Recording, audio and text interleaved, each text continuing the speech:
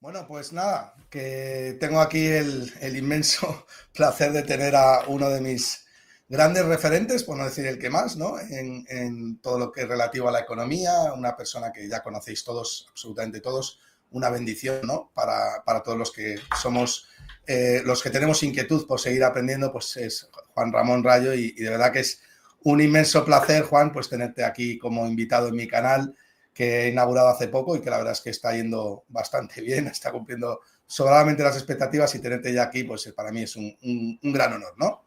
Pues nada, muchas gracias por la invitación y felicidades por arrancar un canal de YouTube que siempre cuesta, pero bueno, también es muy agradecido, desde luego, si puedes interactuar con la audiencia y esa interacción pues te enriquece de alguna manera. Bueno, este programa que vamos a hacer aproximadamente 40-45 minutos lo va a patrocinar la Universidad de las Hespérides, de la cual, si no me equivoco, Juan, tú eres decano, ¿verdad? Además de... Efectivamente, soy decano de la Escuela de Grado y profesor de varias asignaturas, Uh especialmente -huh. en el grado en Economía y también en Finanzas y Contabilidad, y en el máster en Economía, y también, bueno, vinculado con ello, soy el director de los programas tanto del grado en Economía como del máster en Economía. Así es, y bueno, además de eso, pues hay otra serie de profesores que tengo la inmensa suerte de conocer, de haberlos tenido como profesores, entre ellos a Juan, que ha sido profesor mío, además de académico también en titulaciones oficiales, y además hay muchísimos profesores a los cuales conozco por mi carrera profesional, como Florencia Roca, Javier Ruiz, que es el gestor de fondos, José Ruiz de Alda, que también es amigo, bueno, grandes profesores en todo, muy profesionales de los cuales, bueno, no dejo de aprender. Y además tengo la inmensa suerte de que yo también me voy a incorporar como profesor en el MBA, en el Máster en Business Administration, Administración y Dirección de Empresas. Todavía no sé qué asignaturas voy a dar, pero están relacionadas con los mercados financieros. Y bueno, ¿qué más puedo decir? Que yo realmente promociono el máster, o promociono, mejor dicho, Hespérides, porque tuve la inmensa suerte y el gran acierto en mi vida de estudiar el máster en teoría del ciclo y Value Investing hace ya bastantes años, cuando estaba José Ignacio del Castillo como profesor, que fue uno de los grandes referentes y grandes profesores que tuve la inmensa suerte de tener. Y la verdad es que, bueno, yo voy a hablar desde mi punto de vista, a mí el máster me cambió la vida.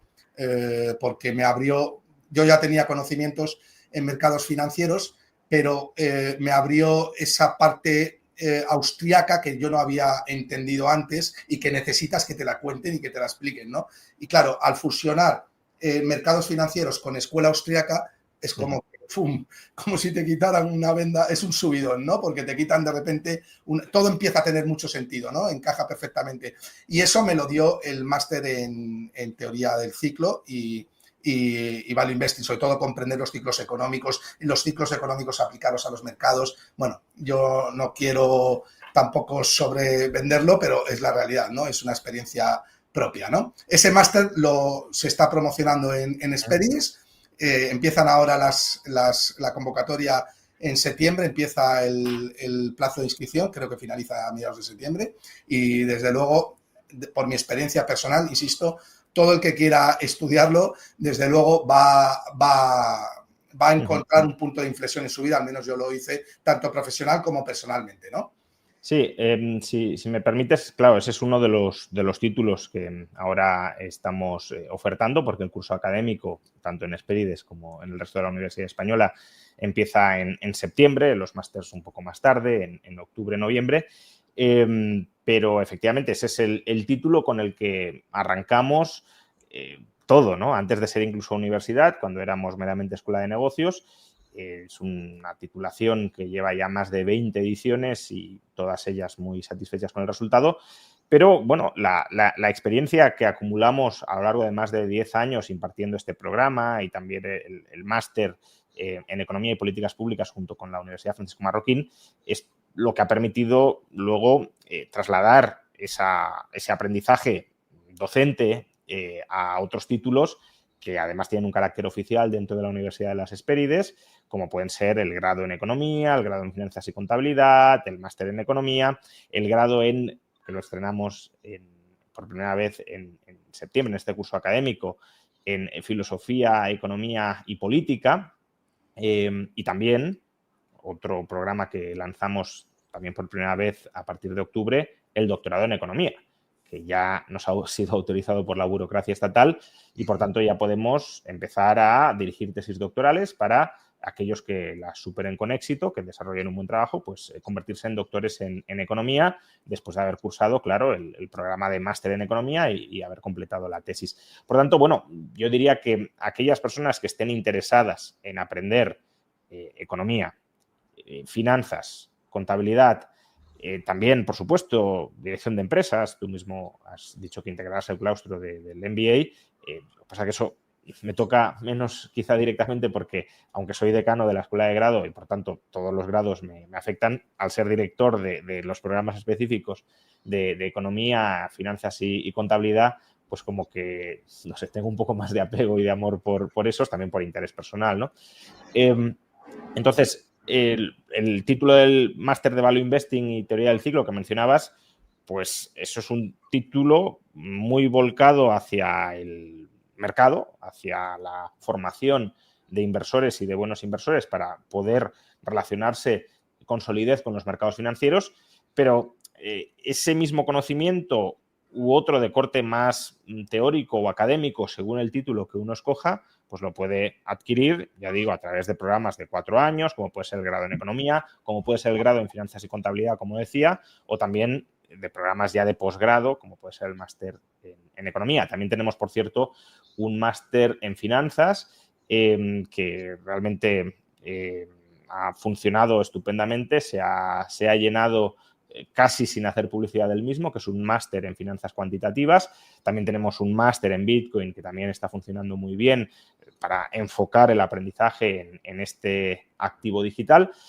Y bueno, yo más que recomendarle, aunque has hecho bien, ¿no?, en recomendar a la gente el máster en Value Investing y Teoría del Ciclo, a aquellos que quieran formarse para ser inversores, yo creo que es una muy buena elección, pero más incluso que recomendar títulos concretos, yo lo que recomendaría es que la gente que tenga inquietudes intelectuales y que se quiera formar visite la página web de la Universidad de las Hespérides, vea toda la oferta académica que imparte, que mire los programas, que mire los profesores y que si le convencen, y yo creo que le pueden convencer, pues que se lance, eso sí, a formarse, porque además es una universidad online y, por tanto, se puede participar en las clases desde cualquier parte del mundo y también conseguir el título universitario oficial en España y en Europa desde cualquier parte del mundo.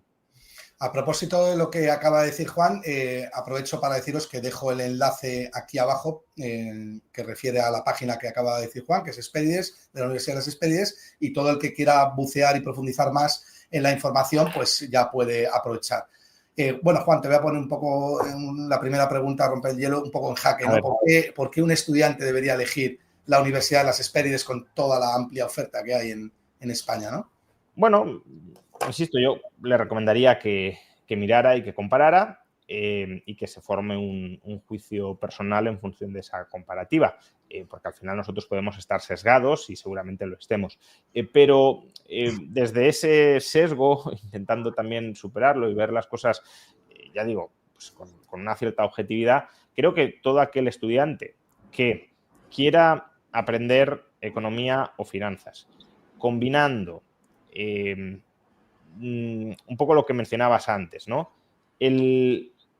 La aplicabilidad de las teorías a los mercados, no solo quedarnos en modelos extremadamente abstractos, sino tratar de dotarles de un cierto realismo para poder comprender de primera mano la realidad. Entonces, esa visión más realista o más aplicada con las enseñanzas no solo de la escuela austríaca, pero por supuesto de la escuela austríaca, sino de muchas otras escuelas de economía, cogiendo de cada una de ellas lo que humildemente consideramos mejor y más aprovechable, y además quiere hacerlo de una manera más o menos flexible en el sentido de, bueno, no tener que estar presencialmente en un sitio físico restringido, lo cual también nos permite contar con un claustro de profesores muy variado. Claro, si eres una universidad presencial, solo puedes tener profesores que residan más o menos por la zona de la universidad. Nosotros no tenemos afortunadamente esa restricción y también hemos podido armar un claustro que creo que es muy competente. Entonces, si te interesa no solo la economía y las finanzas, porque la universidad va más allá de todo eso. Yo estoy intentando de alguna manera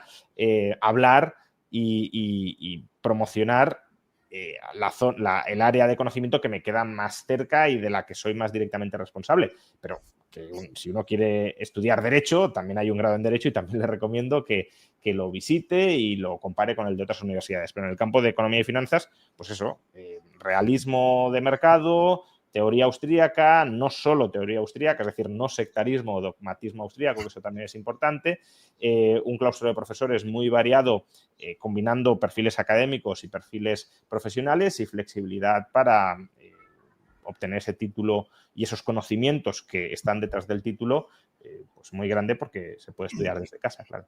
Bueno, yo, Juan, doy fe de ello. En su día acometí la inversión hace años y el grado de retorno de la inversión ha sido espectacular. Así que, bueno, ahí lo dejo, ¿no? Para el que quiera que lo tome y el que quiera que no. Bueno, Juan, ya vamos a entrar en materia. Esta mañana leo un tuit de Charlie Vilello, ¿no? Que dice, te lo leo literal y me interpretas. Acciones máximos históricos, precios de la vivienda máximos históricos, Bitcoin máximo histórico, oro máximo histórico, oferta monetaria máximo histórico, deuda nacional máximo histórico. Por cierto, la deuda americana acaba de marcar un nuevo máximo histórico hoy, 37 billones europeos de dólares, inflación 4% anual desde el año 2020 y la Fed está pensando en rebajar los tipos de interés en septiembre. ¿Cuál es tu análisis? Bueno, a ver, lo primero que habría que corregir muchas de estas magnitudes por inflación, ¿no? Porque, claro, al final estamos midiendo todos estos valores en términos de una unidad monetaria que cada vez vale menos. Entonces, en el caso del oro, por ejemplo, el oro corregido por inflación no está en máximos históricos, lo está en términos nominales, pero no en términos reales. Y esto, claro, es importante porque también nos da una dimensión del momento histórico en el que estamos, que puede parecer muy excepcional, pero quizá no lo sea tanto. Luego, también hay que tener en cuenta que estamos hablando de activos, en su mayoría financieros, no solo financieros, pero sí activos de inversión. Y eso también significa que conforme una sociedad se enriquece, obviamente estos activos pues, van a ser más valiosos, en términos reales, ya no en términos nominales. Es decir, las empresas van a valer más porque van a generar más beneficios porque su productividad va a ser mayor. Las viviendas, aunque aquí ya estamos también no solo en un mercado realmente libre para producir viviendas, pero bueno, las viviendas, si los sueldos son mayores, también tiene sentido que cuesten más, que su precio sea mayor. El comprador tiene más capacidad de pago, las zonas no reproducibles, como la ubicación, se van a cotizar más caras porque la gente va a querer y va a poder pagar más. Y si además tienes pues, una cierta restricción política que te impide construir, pues todo eso alimenta el precio, ¿no?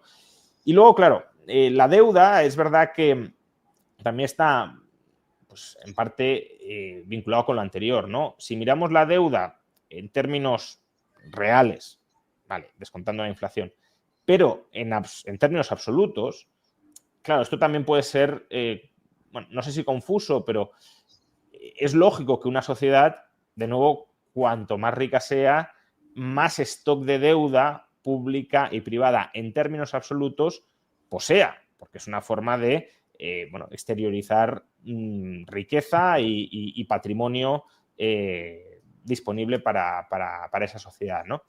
Entonces, claro, lo que sí es preocupante es que te suban ciertas métricas, como pueda ser la ratio deuda-PIB. Ahí sí que te está indicando pues, que el peso relativo, por ejemplo, de la deuda pública sobre el PIB cada vez es mayor, ya no en términos absolutos o incluso en términos reales, sino en relación a la riqueza que genera o la producción final que genera un país y que, por tanto, le proporciona al gobierno una cierta base para poder hacer frente a ese endeudamiento. Yo ahí sí creo que estamos en, no sé si en una nueva era o, desde luego, en un momento histórico donde la prudencia fiscal no es muy alta, sobre todo en Estados Unidos. No sería, de hecho, tan crítico con Europa, porque Europa es verdad que también tiene un stock de deuda pública, bueno, relativamente alto, pero mucho menos alto que el de Estados Unidos, estamos hablando de en torno al 90% del PIB, y además el déficit de la eurozona está mucho más ajustado y controlado en torno al 3% del PIB, que es algo relativamente razonable. En el caso de Estados Unidos, no. Tenemos una deuda pública por encima del 120% del PIB, un déficit público en torno al 6-7%, y eso sí que te está diciendo que Estados Unidos está en una etapa de irresponsabilidad fiscal muy clara, en parte porque se lo puede permitir, porque la demanda de activos estadounidenses es muy grande, la demanda global, pero en parte también diría que es especialmente preocupante porque no es lo mismo que se sobreendeude un país europeo o incluso la Unión Europea o Japón o alguna economía grande, potente, obviamente. Yo no te digo Argentina, que pues, aunque quiebre Argentina, pues el mundo no se viene abajo, ¿no? Pero que el emisor del activo de reserva global, como es el dólar, adopte una estrategia de responsabilidad financiero-fiscal, si eso no se corrige a tiempo, sí que te compromete la credibilidad y, por tanto, la usabilidad, si lo queremos decir así, de ese activo que actúa como moneda de reserva mundial. Vamos, es jugar más con fuego que si lo hiciera cualquier otro estado. ¿Y crees que podría ser uno de los motivos por los cuales el dólar se está depreciando contra otra divisa que tampoco, en teoría, es especialmente responsable, ¿no? Como es el euro, ¿no? Claro. A ver, yo creo que ahí hay... Porque, Juan, perdona que te interrumpa, solo por recordar a la gente, el par euro-dólar ha sufrido la mayor apreciación de los últimos 52 años en el primer semestre, ¿no? Hasta 1,17 que está actualmente cotizando. Claro, yo creo que ahí hay varios factores. El principal es ese, es el que hemos mencionado, el de la deuda pública. Ahora, yo tampoco le quitaría importancia al tema de los aranceles. Con los aranceles, lo que nos dice la teoría económica y lo que muchos creíamos que iba a suceder es que el dólar se apreciara. ¿Por qué? Porque si tú estableces aranceles, lo que estás haciendo es reducir la divisa, en este caso dólar, disponible para el resto del mundo, porque el resto del mundo consigue dólares exportando a Estados Unidos. Entonces, si puede exportar menos, su accesibilidad a los dólares es menor.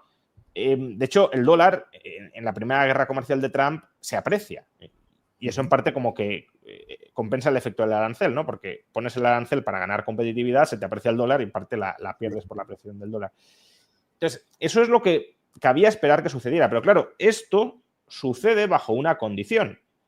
He dicho que el dólar se aprecia porque la oferta efectiva de dólares al resto del mundo se reduce, pero claro, ahí la premisa es que la demanda de dólares del resto del mundo se mantiene constante o al menos no cae tanto como la oferta. Pero lo que parece que ha sucedido con esta guerra comercial, e incluso yo diría, echando un poco más la vista atrás, desde que se utiliza el dólar como arma financiera contra Rusia en la invasión de Ucrania por parte de Rusia, cuando se les expropia las reservas de dólares y euros al Banco Central de Rusia, o se le congelan más que expropiar, ¿no?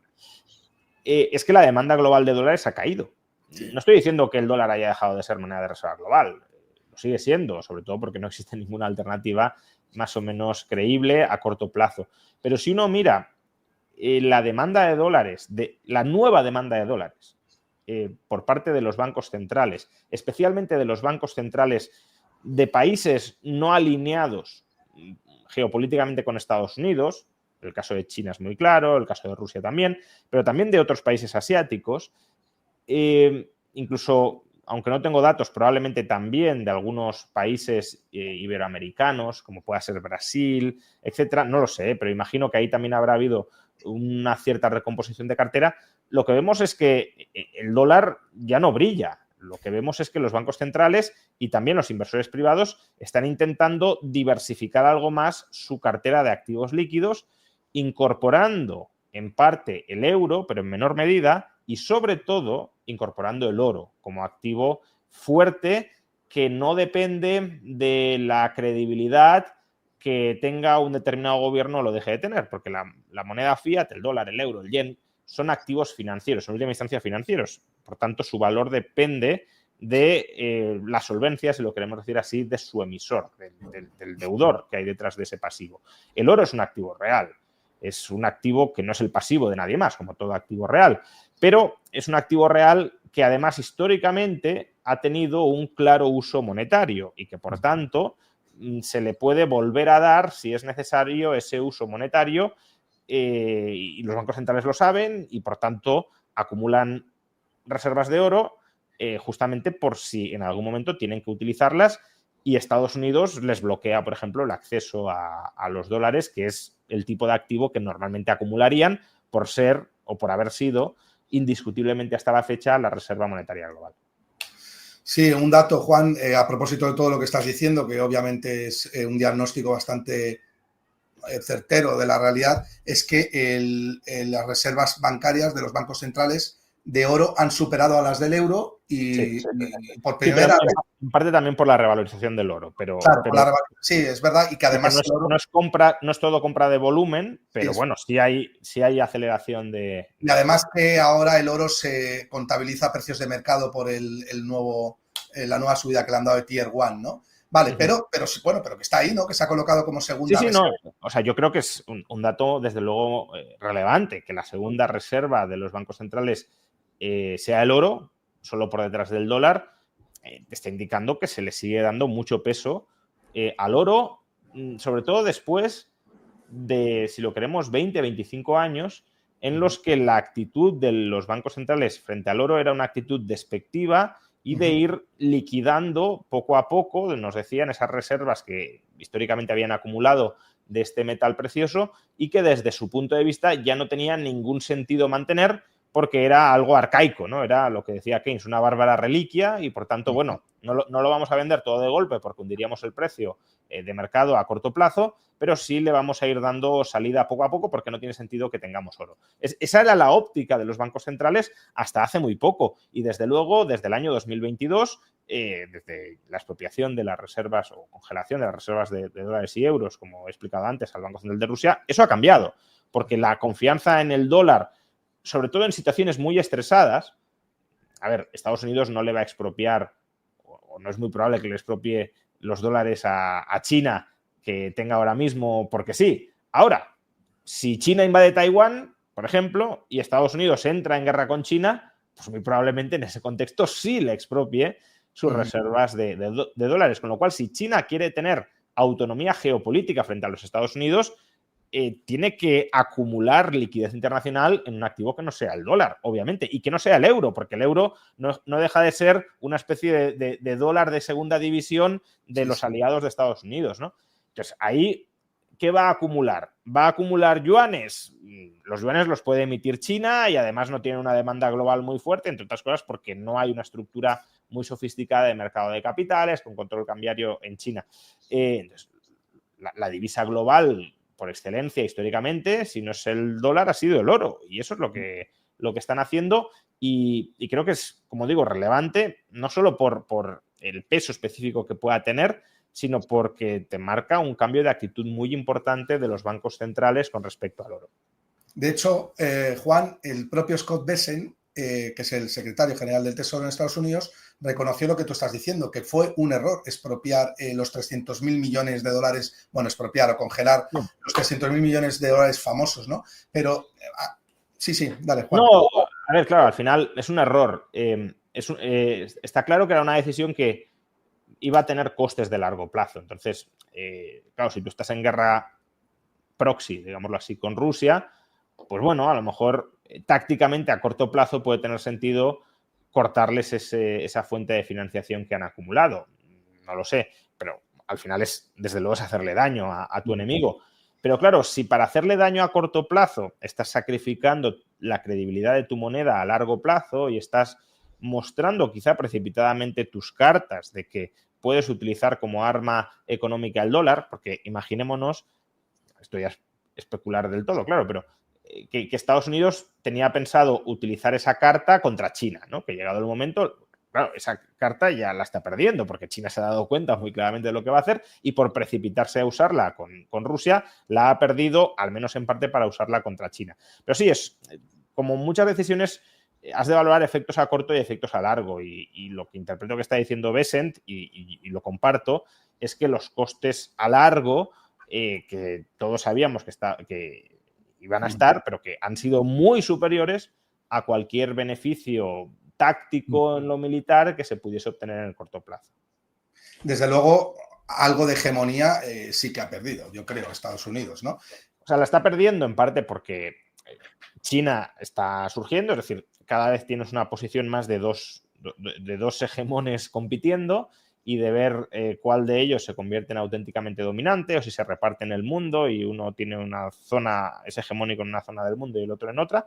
Pero bueno, claramente Estados Unidos va siendo cada vez menos hegemón global, pero claro, desde un punto de vista monetario, si mientras estás perdiendo hegemonía geopolítica, torpedeas tu hegemonía monetaria, que al contrario de lo que dicen muchos, no se fundamenta en el ejército, o al menos no principalmente en el ejército, sino en la capacidad económica, la potencia económica, si lo queremos decir así, de los Estados Unidos a la hora de respaldar su divisa, que la convierte en y en la libertad económico-financiera que existe en Estados Unidos, porque tú puedes tener una divisa que sea excelente desde un punto de vista contable, si lo queremos, pero si no la puedes usar porque la intentas sacar del país y no te dejan, o intentas utilizarla para comprar algo en el país y no te dejan, pues eso sería un buen activo, pero un mal dinero, ¿no?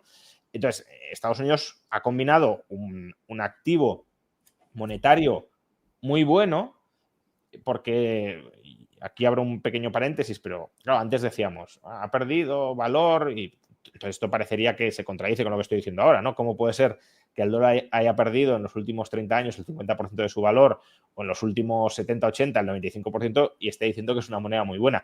Pues porque el dólar no hay que mirar, el dólar o cualquier otra moneda fiat, no hay que mirarlo únicamente como la base monetaria, sino todo el ecosistema que hay a su alrededor. Entonces, es verdad que si uno ha tomado una posición larga en dólares durante 50 años se ha arruinado, pero a poco que hayas invertido, por ejemplo, en deuda a corto plazo pagadera en dólares del gobierno estadounidense, el poder adquisitivo más o menos lo has mantenido y lo has mantenido en una posición de liquidez. Entonces, has creado un ecosistema monetario basado en el dólar muy bueno, muy potente, dentro de un entorno de libertad económica.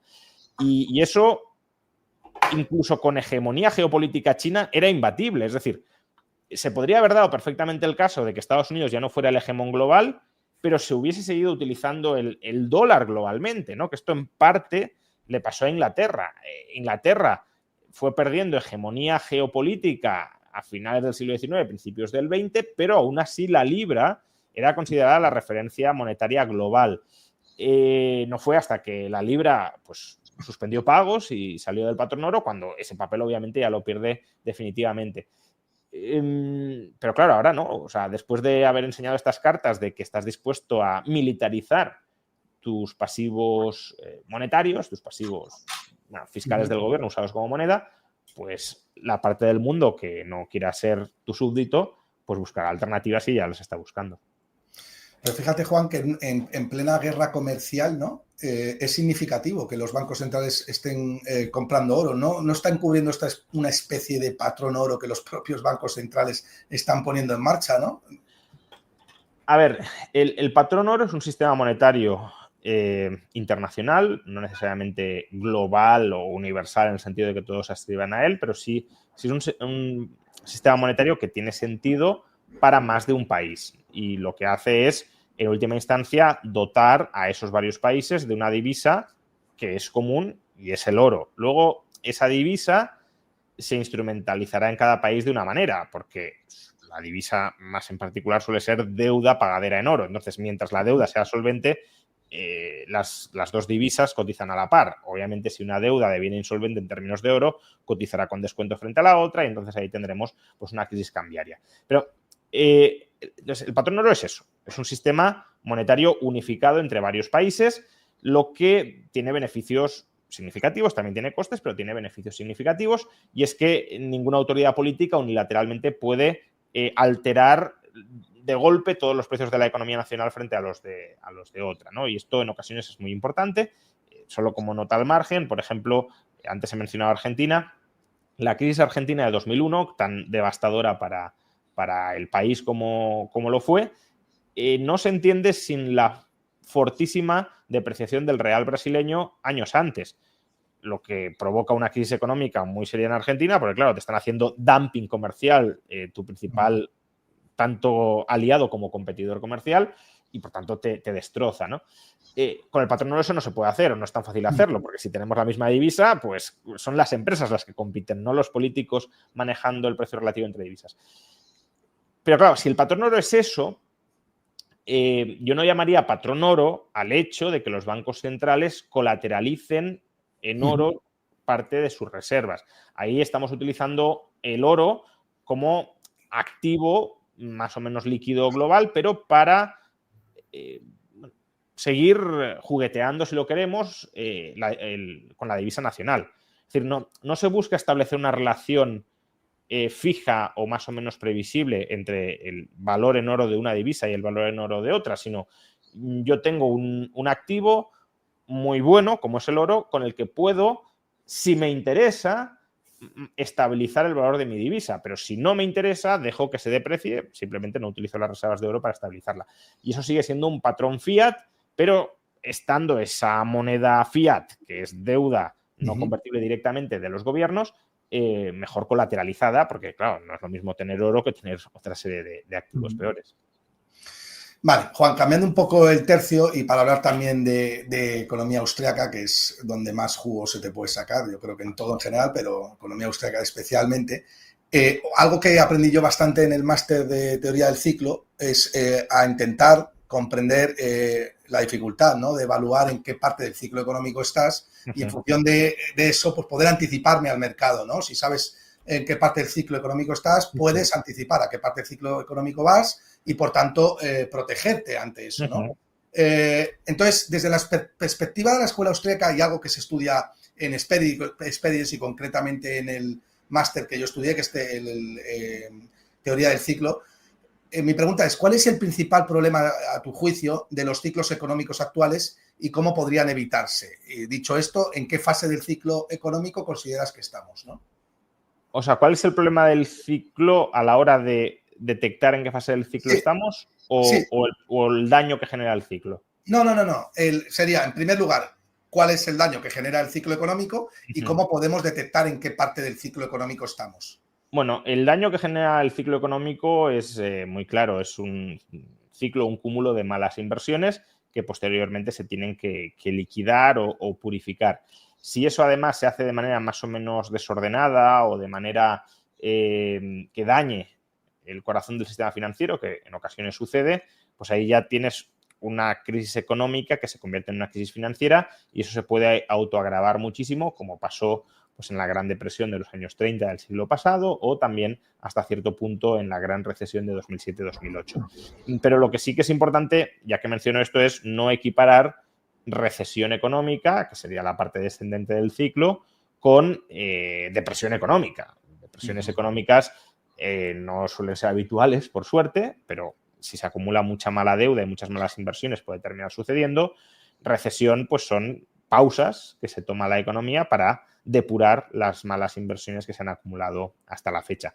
Cuantas más malas inversiones se acumulen, pues más dolorosa tenderá a ser la recesión, que tampoco esto es una regla muy rígida porque la economía no es estática, es dinámica y, por tanto, si tenemos un avance de la productividad muy grande, pues en retrospectiva puede ser más fácil corregir malas inversiones de lo que lo habría sido sin esa mejoría de la productividad, ¿no? Por ejemplo.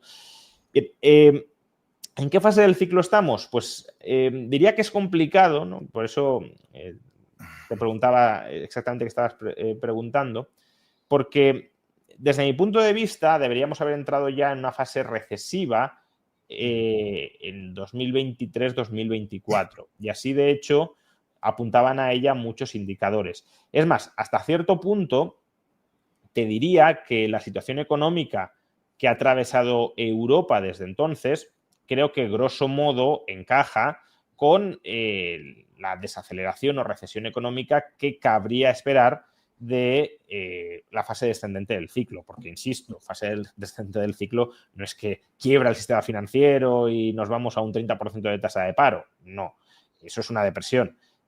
Una recesión es crecimiento cero o negativo y estancamiento económico mientras se corrige la estructura productiva que está mal configurada. Y creo que Europa, no solo por motivos puramente imputables al ciclo, sino también por toda la ruptura comercial con Rusia a raíz de la guerra, pero Europa sí ha mostrado más o menos, o sea, si uno esperaba una recesión en 2023-2024 y le enseñas lo que ha pasado en Europa, yo creo que más o menos le encaja lo que podía esperar con lo que ha sucedido en Europa.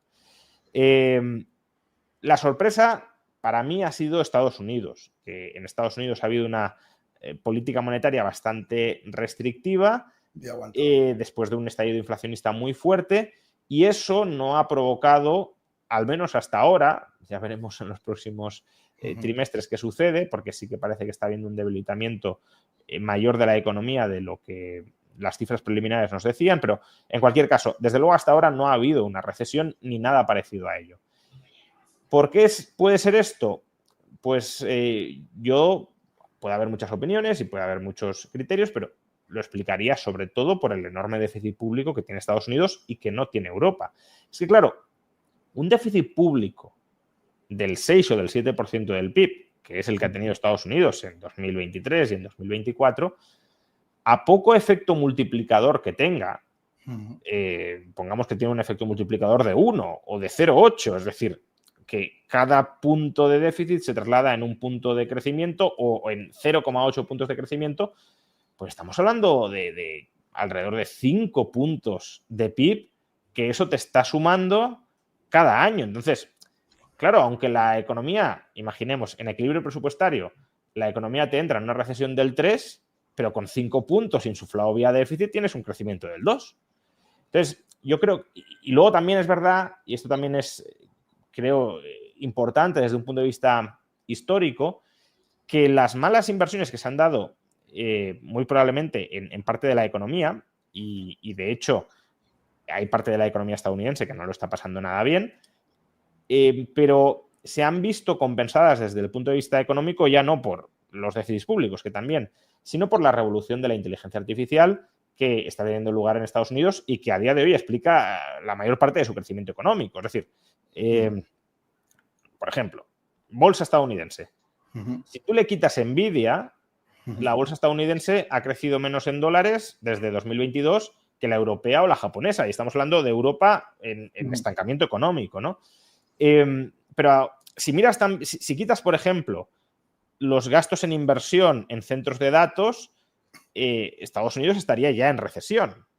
Primer trimestre de 2025 y segundo trimestre de 2025. Entonces, está habiendo mucha inversión y puede que tenga mucho sentido que la haya en el desarrollo de la inteligencia artificial, y eso, digamos, que es una revolución tecnológica que es independiente de las dinámicas que arrastrara el ciclo de malas inversiones previo al surgimiento de esta industria que casi aparece desde cero, ¿no? Es como si, no sé, imaginemos, estamos en una recesión y aparecen los ferrocarriles y eso nos da un impulso inversor muy grande en ferrocarriles. Pues obviamente la economía va a crecer, aunque tengas partes de la estructura empresarial que lo estén pasando muy mal. Entonces yo creo que se han juntado esos dos factores, que son dos factores que están ausentes en Europa, y por eso en Europa estamos como estamos. Ni el déficit público es tan grande, por tanto no insufla tanto crecimiento, como, aunque sea artificial, como en Estados Unidos, ni hemos tenido inversión masiva en todo lo relacionado con la inteligencia artificial, y por eso tampoco nos ha sumado PIB. Fíjate que a propósito de lo que dices, el otro día veía un gráfico, Juan, el Standard & Poor's 490 permanece plano desde el año 2022, es decir, si quitas las 10 claro, compañías, sí. O sea, hay un peso, jamás la concentración había sido tan grande, pero el hecho de que la inteligencia artificial sea potencialmente disruptiva, ¿no? en términos de producción, no puede dar lugar a formación de burbujas en la economía de mercado como pasó en el año 2000, ¿no? En 1990. Sí. O sea, yo esa es la duda que tengo, ¿no? Y la tengo porque no soy especialista en el campo. Sí que me gusta mucho escuchar a gente que sabe de inteligencia artificial y que hace proyecciones, no sé cuán acertadas, pero o sea, sí. Es gente seria del campo sobre el futuro de la inteligencia artificial. Entonces, claro, si las promesas o las expectativas que se tienen sobre el potencial de la inteligencia artificial se cumplen, son, digamos, medianamente razonables, creo que toda la inversión que está habiendo ya no es que esté justificada, es que muy probablemente se quede corta y se justificaría muchísima más inversión, ¿no? Porque estamos hablando de que la inteligencia artificial podría ser el criterio que marcara quién mantiene la hegemonía geopolítica prácticamente de manera indefinida, ¿no? Durante los próximos siglos. Entonces, claro, eso tiene un valor gigantesco que justificaría una aceleración de la inversión para ser el primero que desarrolle la inteligencia artificial general, que llegue a la superinteligencia artificial y que a partir de ahí, como en la carrera nuclear, pues se pueda plantear la opción, porque esa opción existiría en ese escenario, de que el que primero llegue cierre a todos los demás la capacidad de alcanzar ese punto, ¿no? Pues como si Estados Unidos con la bomba atómica hubiese dicho: quien siga desarrollando bombas atómicas, le bombardeo atómicamente para que no lo haga. Pues Estados Unidos se habría convertido en el único país del mundo con bomba atómica y sería el hegemón indiscutible, ¿no? Pues esto se puede dar con la inteligencia artificial y si se da, obviamente, pues se justifica una aceleración muy grande de la inversión y también ya más allá del terreno geopolítico, porque el crecimiento de la productividad que se puede llegar a conseguir si las promesas con la IA se cumplieran, pues bueno, estimaciones de gente no especialmente optimista habla de crecimientos potenciales del PIB del 20 o 25% al año, ¿no?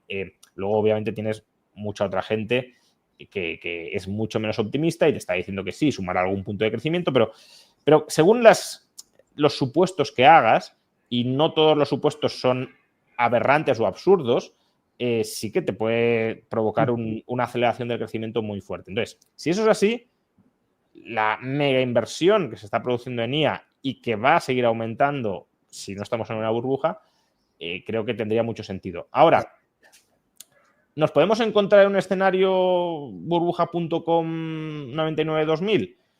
Pues desde la ignorancia o desconocimiento sobre todas las interioridades de este sector y su capacidad real para cumplir las promesas o las expectativas que se están generando alrededor de él, pues es algo que también nos tenemos que plantear. En el 99-2000 también había una expectativa muy grande del desarrollo de Internet y de lo que iba a suponer. Expectativa que, por otro lado, no era tan infundada. Quiero decir, si miramos lo que fue o lo que ha sido la economía mundial desde la década de los 10, es decir, 15 o 20 años después 15 años después de ese momento, pues claro, el peso de la economía estadounidense, hoy, ¿quién lo soporta? Pues empresas que surgieron al calor de la revolución de Internet. Entonces, si en el 99-2000 hubiésemos podido comprar Facebook, Google, Amazon se podía, ¿no? Pero bueno, Amazon sabiendo lo que iba a ser, etcétera, pues claro que estarían justificadas esas valoraciones y mucho más altas, ¿no? Pero claro, el problema es que en ese momento empezaron a surgir empresas, la inmensa mayoría de las cuales murieron y no llegaron a nada, pero algunas de ellas, o los gérmenes de algunas de ellas, sí que se han desarrollado posteriormente pues, en el pilar de la economía estadounidense actual. Entonces, ahí hubo mucha sobreinversión en malos proyectos, que en parte puede ser necesaria para purgar los malos y los buenos y para aprender, ¿no? Y esto lo distinguiría en parte del ciclo típico. O sea, cuando aparece un nuevo sector... Esto sería una destrucción creativa, ¿no? De Schumpeter. Claro, ¿no? Efectivamente, sería un ciclo más schumpeteriano, ¿no? Schumpeter decía que el ciclo se daba por ciclos de innovación, que de repente surgía una nueva tecnología, surgían muchos proyectos alrededor de esa nueva tecnología, eso generaba un boom de inversión, alimentado también, según Schumpeter, por el crédito, y él no lo veía mal, sino vamos a financiar aquí todo a ver qué sale bueno de aquí. Y, claro, muchos de esos proyectos morían y otros se convertían en grandes. Y según Schumpeter, pues lo bueno que crecía compensaba las malas inversiones que se acumulaban. Pero es verdad que ese ciclo de experimentación, que es inevitable y que es muy positivo a largo plazo, lo puedes alimentar artificialmente con crédito. Yo creo que ahí no hay una incompatibilidad entre el ciclo austríaco y el schumpeteriano, ¿no? Entonces, yo no sé hasta qué punto podemos estar en esas.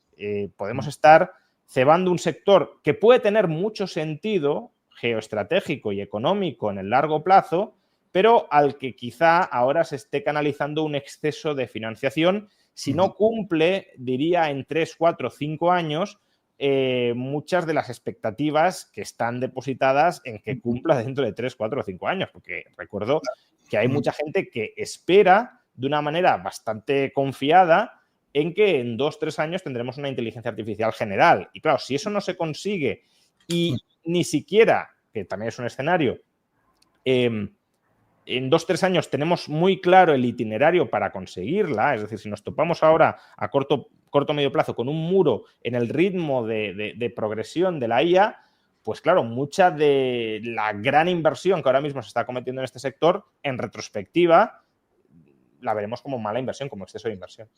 A mí lo que me preocupa, Juan, es que efectivamente, coincidiendo con todo tu diagnóstico, y que haya un exceso de FOMO, ¿no? O esa llamada que son los precios y la rentabilidad, crea un efecto llamada sobre tesis de inversión que están poco fundamentadas, porque estamos en un ciclo donde todo el mundo parece conocer cuál va a ser el final de la inteligencia artificial, ¿no? Y no siendo el mismo ciclo que en el año 1999, en aquella época donde Internet sí que supuso una revolución de la producción posterior, el Nasdaq y el Standard Poor's 500 corrigieron un 80% y se tiraron 12 años planos.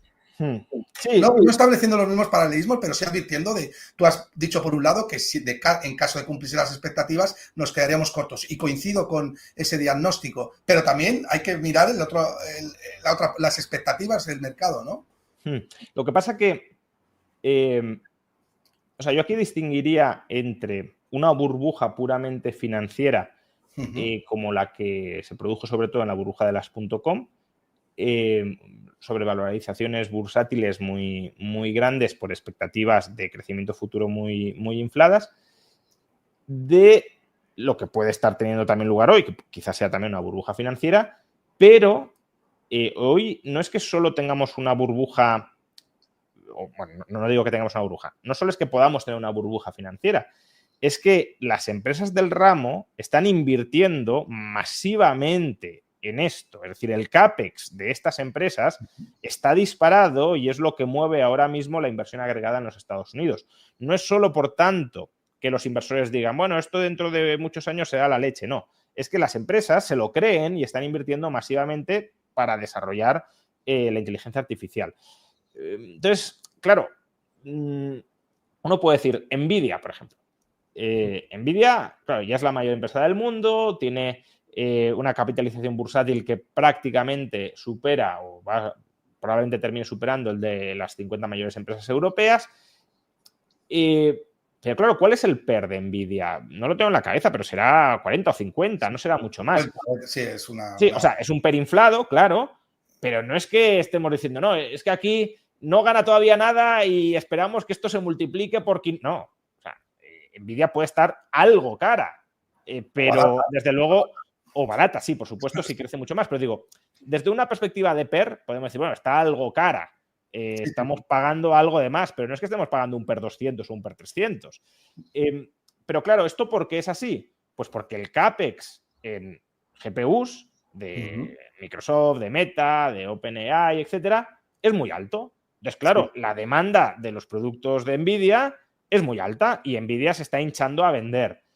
Si de repente las empresas de la IA se dan cuenta de que se han topado con un muro en el ritmo de desarrollo y dicen, pues ya no tiene sentido seguir invirtiendo tantísimo y a un ritmo tan exponencial como el que estábamos invirtiendo, vamos a recortar el CAPEX. Entonces, claro, las ventas de Nvidia se te van a desplomar y esa sobrevalorización, no porque estemos pagando múltiplos muy altos, sino porque la burbuja estaba o podría estar, digo, no estoy diciendo que esté porque me faltan conocimientos del sector para tener un criterio muy sólido, pero la burbuja podría estar en el gasto en inversión final que están acometiendo las empresas, ya no en la valoración que hacen los inversores sobre proyecciones futuras de crecimiento de beneficios empresariales. Bueno, pues muy interesante, Juan, absolutamente interesante charlar contigo como siempre. Simplemente ya, y porque no te quiero quitar más tiempo, que yo sé que estás muy liado, me gustaría que si pudieras recomendar a la audiencia 3 libros que te hayan, bueno, pues cambiado un poco la vida o que creas que hayan marcado un poco toda tu filosofía. Y con eso, pues, 3 libros, yo creo que ya, o 3 autores, terminamos, ¿no? Bueno, en filosofía política recomendaría Michael Huemer, El problema de la Autoridad Política y también Jason Brennan como autores. En economía, claro, decías libros, pues hay un autor que me ha marcado mucho que es Fekete, que no tiene como tal un libro de referencia, aunque bueno, sí, de hecho, no se ve. Sí se ven. Estos de aquí, estos Sí, 4 libros blancos que hay ahí son de Fekete. Pero bueno, es más una recopilación de artículos que un libro como tal, ¿no? Pero bueno, Fekete yo creo que es un autor muy, muy interesante al que leer.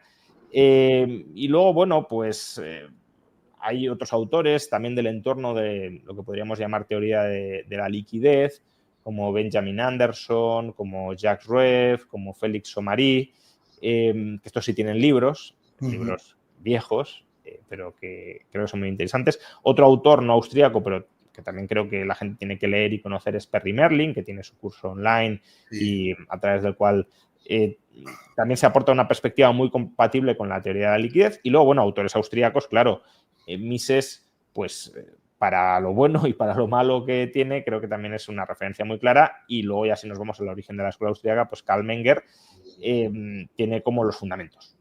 Son fundamentos que hay que desarrollar. De hecho, en gran medida lo que hace Fekete es desarrollar en teoría monetaria los fundamentos mengerianos que no concluyó. Pero claro, si uno quiere construir sobre buenas y sólidas bases, yo desde luego me enfocaría mucho en aprender esas sólidas bases de Menger. Bueno, pues muchísimas gracias, Juan, de verdad, y muchas gracias por esta fantástica entrevista que yo creo que aporta muchísimo valor a todo el mundo. Lo dicho, más información para estudiar en la escuela donde Juan Ramón Rayo es decano y yo voy a ser profesor. La tenéis aquí en el link de abajo y nada, sin más, espero veros el año que viene a los que hayáis tomado la sabia decisión de estudiar en la Universidad de Experience. Muchísimas gracias a todos y un abrazo. Muchas gracias. Hasta otra.